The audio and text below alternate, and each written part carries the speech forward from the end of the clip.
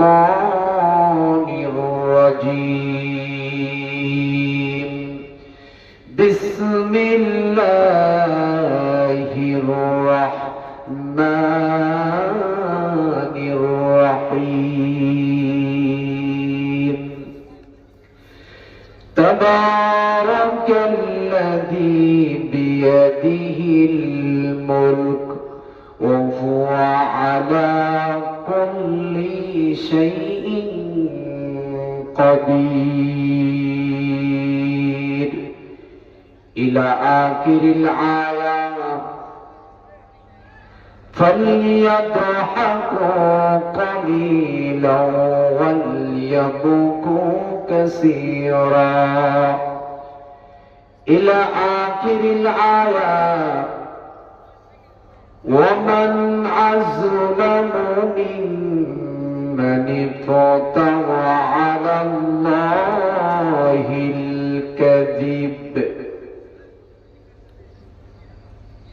على الله الكذب وهو يدعى إلى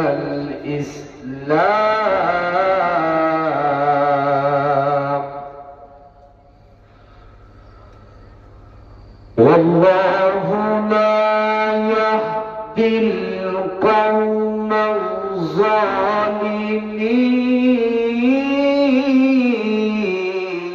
الظالمين إلى آخر الآية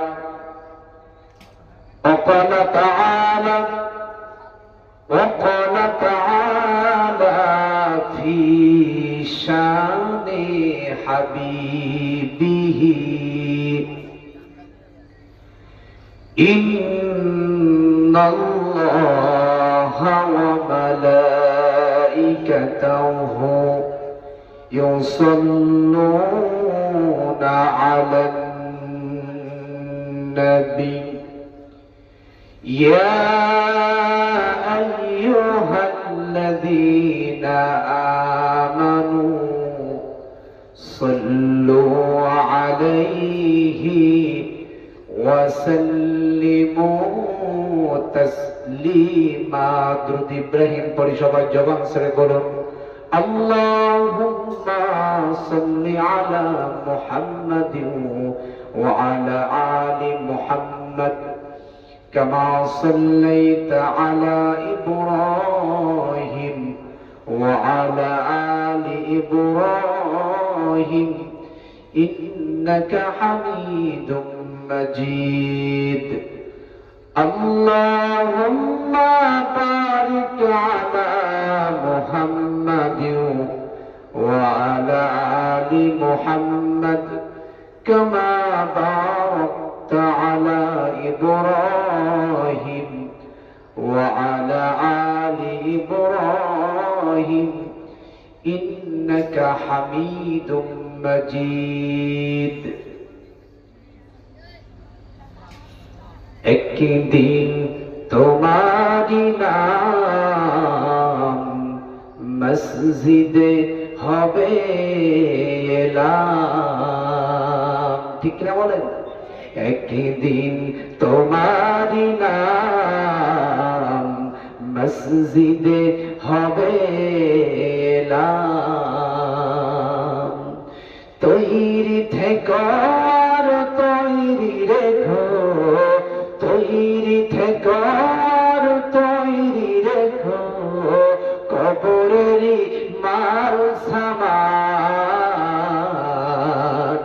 একদিন তোমারি নাম মসজিদে হবে এলাম তৈরি থেকো তৈরি রেখো তৈরি থেকো তৈরি রেখো আখেরি মাল সামান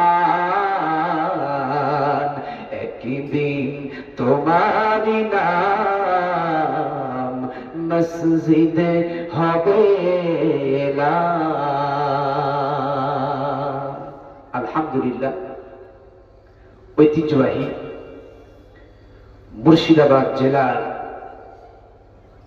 ফারাক্কা আয়োজিত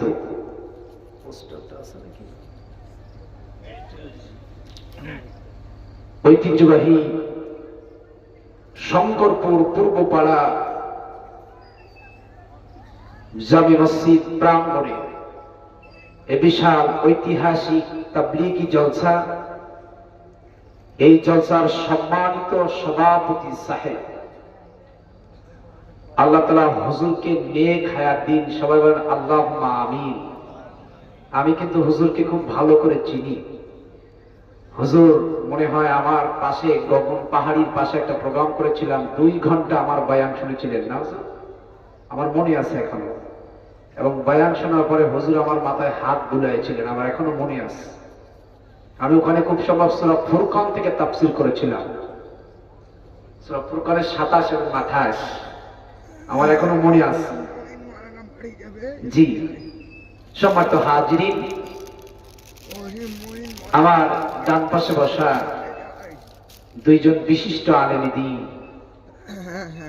সম্মানিত জাতির শ্রেষ্ঠ সন্তান ওলামায়ে হযরত, আমার আগে আলোচনা করেছেন, আলোচনা করে মুক্ত করেছেন।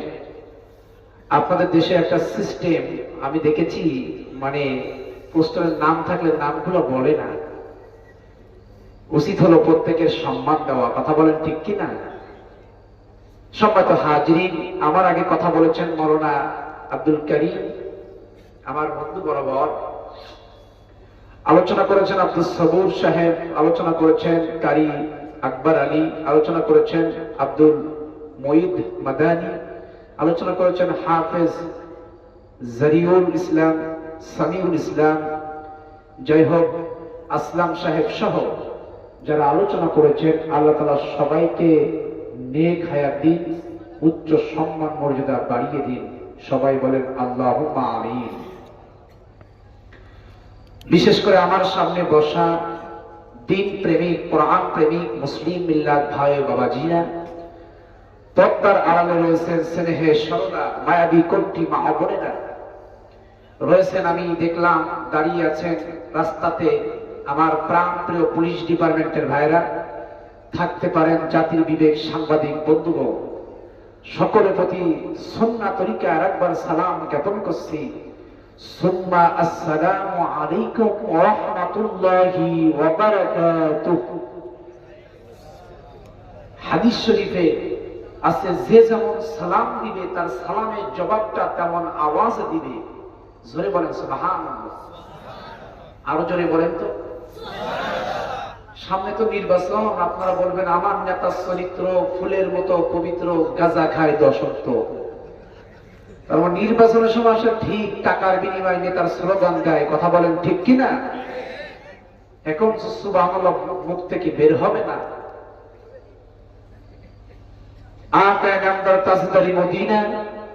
কিয়ামতের ময়দানে একান্ত ব্যারিস্টার যিনি, যে বিশ্ব নবীর সুপারিশ না পেলে আমরা কেউই জান্নাতে যাব না। কথা বলেন ঠিক কিনা? সে বিশ্ব নবীর পরে উত্তম দরুদ পেশ করি, সকলে বলুন সাল্লাল্লাহু আলাইহি ওয়াসাল্লাম। আমরা তার আগে আমরা প্রশংসা আদায় করি, সকলে বলি আলহামদুলিল্লাহ। একটু এলোমেলো পরিবেশ দেখে আমার মনের দিক থেকে কেমন লাগতেছে, ঘাটতি মনে হচ্ছে। আমি মেহেরবানি করে বলতে চাচ্ছি, যারা এলোমেলো ভাবে এখনো পর্যন্ত বিক্ষিপ্ত ভাবে আছেন, মেহেরবানি করে আপনারা চলে আসেন। এতক্ষণ ধরে আপনারা আপনাদের ভারতবর্ষে ইন্ডিয়ার বক্তাদের বায়ান শুনেছেন। আমি আপনাদের পাশের দেশের মানুষ, মুসাফির মানুষ। আমি কথা বলবো কোরআন এবং হাদিস থেকে। সবাই বলেন আল্লাহু আকবার। রাত অনেক হয়ে গেছে, 12টা, 12:30 বাজতে যাচ্ছে। এই জন্য আমি ভূমিকায় কথা না বাড়িয়ে ডাইরেক্ট কোরআন এবং হাদিস থেকে কথা বলবো। আপনারা আমার বয়ান 100% শুনবেন নাকি 50% শুনবেন? সবাই কথা বলেন। মুসলমান আবেগী না বিবেকী? মুসলমান আবেগী না বিবেকী? কথা বোঝেন না? মুসলমান কি আবেগী হতে পারে? গোটা পৃথিবীতে মুসলমান আবেগী হওয়ার কারণে আজকে তাম বিশ্বের 57টি মুসলিম দেশের মানুষ মার খাচ্ছে। কথা বলেন ঠিক কিনা? মুসলমান হতে হবে বিবেকী। কথা বলেন কি হতে হবে? বিবেকী হতে হবে। সম্মানিত হাজিরিন, আমাদের বিবেক না আবেগী বেশি হয়ে গেছে। আপনারা যেটা বলেছেন আসলে বাস্তব বলে ফেলেছেন, ঠিক কিনা বলেন? আবেগ বেশি হয়ে গেছে মুসলমানের, এই জন্য মুসলমান তাম বিশ্বে মার খাচ্ছে। প্রিয় ভাইরা আমার, আসুন আমরা এখানে যারা দূরে দাঁড়িয়ে আছি মেহেরবানি করে বসে যাব। আল্লাহ রাসূল বলেছেন, হাদিস শরীফের ভিতরে আছেন, যারা আঁটো শত করে পায়ের সঙ্গে হাঁটুর সঙ্গে লেগে লেগে বসবে, এই বসাটা হলো ওয়াজিব। সুবহানাল্লাহ বলবেন না? আপনারা বলেন এই ওয়াজ মাহফিল শোনা কি? কথা বলে না। আপনারা কি জানেন না? আমার সাথে কথা বলতে হবে। আমাদের সিস্টেম হলো কথা বলতে হবে। ওয়াজ মাহফিল শোনা কি? ওয়াজ মাহফিল শোনা ফরজ। এটা কি আপনারা বলেছেন? কারা কারা সম্মতি দিয়েছেন দেখি একটু হাত উঁচা করেন তো। ভাই হাত বাবা, আমি বুঝতেছি আপনাদের অঞ্চলের বক্তারা এগুলো মনে হয় শুরুতে বলে না। ওয়াজ মাহফিল শোনা হলো নফল ইবাদত। কি ইবাদত? ভালো করে আমার বয়ান খেয়াল করে শুনবেন। নফল ইবাদত। আপনারা বলেন নফল আগে না ফরজ আগে? কথা বলেন, সবাই কথা বলেন, নফল আগে না ফরজ আগে? কোনটা? ফরজ আগে। সারা রাত ধরে আমি বয়ান করলাম, আমাকে উঠাইছেন 12:30টায়, বয়ান শেষ হবে 2টা 2:30টায় বয়ান শেষ হয়ে যাবে। এবার বাসায় যেতে গিয়ে 3টে বেজে যাবে। আপনারা বলেন ফজরের নামাজ কি পড়বে? এমনিতেই ফজরের নামাজ পড়ে না, আর আপনারা বলেন পড়বে। তাহলে বয়ান শুনলে কোনো লাভ আছে? কথা বলেন। বয়ান ওয়াজ মাহফিল যদি ফরজ নামাজ ছুটে যায়, ওই ওয়াজ মাহফিলের কোনো দরকার। ভালো করে আমার বয়ানকে শুরুতে আমি কিছু অ্যান্টিবায়োটিক দিতে চাচ্ছি, বুঝেন না কথা? এই জন্য ইতিমধ্যে ভারতবর্ষে এমন কোন দক্ষিণ থেকে শুরু করে একদম আসাম থেকে পর্যন্ত এমন কোন জেলা নাই আমার পা পড়ে নাই। আল্লাহু আকবার জোরে বলেন। আমি সব জায়গায় শুরুতে বলতেছি, স্টেজের এই ওয়াজ মাহফিল সিস্টেমটা পাল্টিয়ে ফেলান। বক্তা রাখবেন 2 থেকে 3 জন, 12টার ভেতরে মাহফিল ক্লোজ করবেন। কথা বলেন ঠিক কিনা? এখন তো তাহাজ্জুদের সময়। আপনারা কি তাহাজ্জুদ পড়েন? যারা তাহাজ্জুদ পড়ে ওদের হক আমি নষ্ট করতেছি। কথা বলেন ঠিক কিনা? বুঝুন। তাহলে এখানে আমরা বসেছি আমলের খোরাক নেওয়ার জন্য। আমলের হক নষ্ট করে ওয়াজ মাহফিল দরকার নাই। আসেন আমরা শেষ করে দিই। রাজি আছেন তো? আমি শেষ করে দিই। হ্যাঁ, তাহলে আপনারা বলেন আমার বয়ান আপনারা 100% কে কে শুনবেন? হাত উঁচা করে মহান মালিককে দেখায় দেন। লিল্লাহি তাকবীর। যারা হাত উঠান নাই এরা খুব চালাক। কেন জানেন? যে হুজুরের বয়ান খারাপ হলে আমরা পিসটা টেনে দিব। ঠিক কিনা বলেন? এরা হলো খারাপ, ঠিক আছে, কিন্তু এরা হলো টাটকা গুয়ে মাসি মার্কা মুনাফিক। কথা বলেন ঠিক কিনা? ও প্রসঙ্গে দলিল পরে দিচ্ছি। আসুন আমরা ডাইরেক্ট চলে যাই। কোরআন এবং হাদিস থেকে বয়ান করতে চাচ্ছি। আমি কথা বলবো আনতা আরিফুল্লাহ, আল্লাহর হক আদায়ের জন্য। জোরে বলেন সুবহানাল্লাহ। সম্মানিত হাজিরিন, কোরআন থেকে বয়ান করার নির্দেশ দিয়েছেন তিনি কে? জোরে বলেন তিনি কে? সকল ক্ষমতার মালিক তিনি কে? জোরে বলেন তিনি কে?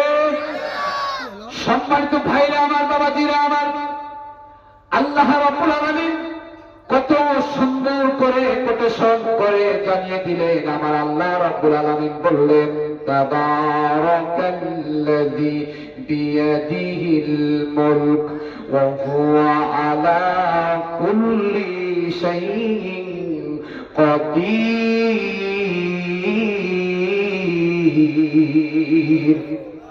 আল্লাহু আকবার জোরে বলবেন না? বলার দরকার নেই। কালকে সকাল 9টার সময় আল্লাহু আকবার বলেন। কোরআনুল কারীমে আয়াত যখন শেষ হয়ে যাবে আল্লাহু আকবার বললে 3 লাখটাও শোনেন। এখানে যেহেতু আপনারা এসেছেন কিছু আমলের খোরাক নেওয়ার জন্য। কথা বলেন ঠিক কিনা? আমল যদি ভালো না হয় কবর সাথী হবে না। আমল যদি ভালো না হয় কিয়ামতের মাঠে জাহান্নামে দিবে। এই জন্য আমরা এসেছি জান্নাতে যাওয়ার জন্য। সেই জান্নাতে যাওয়ার জন্য কিছু দরকার হলো আমল। কথা বলেন ঠিক কিনা? এই ভাই, গুলি করে দেবো কিন্তু এখান থেকে। আমাকে চেনো না? 2 ঘন্টা 5 ঘন্টা বসে হলে বিবি চালাবে কেমনি? কথা বলেন ঠিক কিনা? যেটা উঠবে ওইটা কি শোনেন, এটা আমার কথা না, আল্লাহ মানে আয়াত। আল্লাহ জোরে বলেন। তারা কারা শোনেন আমার প্রিয় ভাইরা? যেটা উঠবে ওটা কি শোনেন, খেয়াল করে শোনেন। সূরা হামিম সাজদা 54 নম্বর আয়াতুল কারীমা। আমার আল্লাহ তাআলা বলেন, ওয়াকালাল্লাযীনা কাফারু লা তাসমাউ লিহাযাল কুরআনি ওয়ালগাউ ফীহি লাআল্লাকুম তাগলিবুন।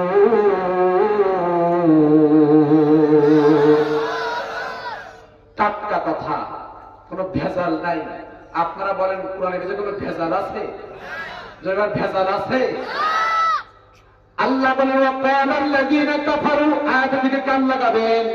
ওয়াকালাল্লাযীনা কাফারু, একজন কাফের অন্যজন কাফেরকে বলতো, লা তাসমাউ লিহাযাল কুরআন, তোরা কোরআন শুনতে যাবি না, শ্রবণ করবি না। এখন তো ডাইরেক্ট কাফের নাই, কিন্তু সমাজে কিছু মুনাফিক আছে, এরা বলে তোরা কোরআন শুনতে যাবি না, শ্রবণ করবি না।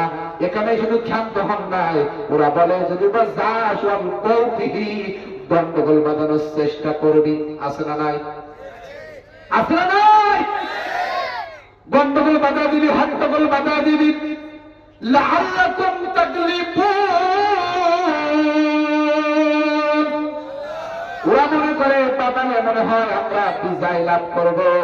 আর তারা বলেন কোরআন হাদিসের বিপক্ষে যারা কথা বলে, ইসলামের বিপক্ষে যারা কথা বলে, এরা কি কখনো বিজয় লাভ করতে পেরেছে? বলেন, কথা বলেন। পেরেছে? আবু জেহেল পেরেছে, উতবা সাইবা পেরেছে, ওয়ালিদ বিন মুগিরা পেরেছে। আমার দেশের টাটকা শেখ হাসিনাও পেরেছে। দেশ থেকে বিদায় নিতে হয়েছে। ইসলামের সঙ্গে গাদ্দারি করবা, কুরআন নিয়ে ঝিলিমিলে খেলবা, আলেমদের সঙ্গে বেয়াদবি করবা, তসলিমা নাসরিন সহ ওই শেখ হাসিনা সহ স্বৈরাচারী জালিম, তার মানে আমি বলি লেডি ফিরাউনকেও এই দেশে আসতে হয়েছে। কথা বলেন ঠিক কিনা? এই জন্য কোরআনের বিরুদ্ধে যারা কথা বলবে তার টিকে থাকবে না। কথা বলেন ঠিক কিনা? এটা আমার কথা না, আল্লাহর কোরআন না।